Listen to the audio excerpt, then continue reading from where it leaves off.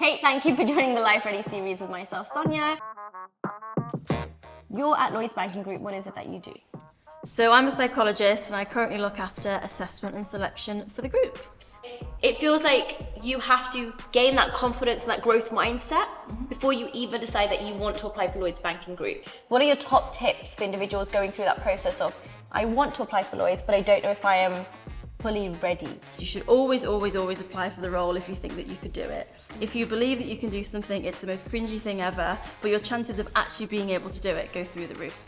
So self-confidence, self-assurance, self-efficacy, which is probably the biggest one, your belief in your ability to be able to do something or accomplish something is really key.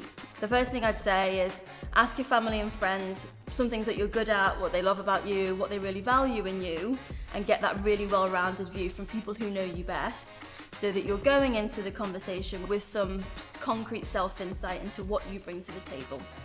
And what that will do is feed what I mentioned earlier, which is self-efficacy. What is it assessors like yourself look for in the interview rounds from interviewees? So we look for evidence that what the person's saying is genuinely the way they feel or act or behave.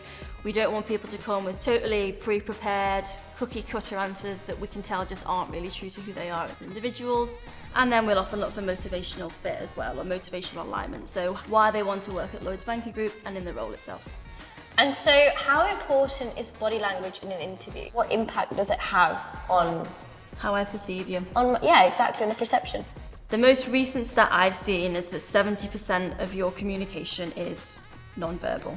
So 30% is what you're saying and 70% is the way you're saying it. And so, as I said, we don't want anyone to be inauthentic. We don't want anyone to display behaviours that aren't true to them, because that's immediately obvious as well. But it is important to make sure that you're sat, shoulders back, chin up, looking directly at the camera if it's a virtual interview, or if it's a face-to-face interview, the same principles apply. So, good night's sleep the night before, fair bit of rest so that you're cool, calm and collected on the day, mindful about where your strengths lie and really being able to emphasise them and supercharge them in any conversations that you have. So not being shy to say, this is what I'm good at and this is what I bring to the table, and then answering the question directly as well that you're given. So rather than going off on a tangent or waffling, stop speaking, come back to the question that's been asked. Well, thank you for being here and hopefully we'll see you again soon.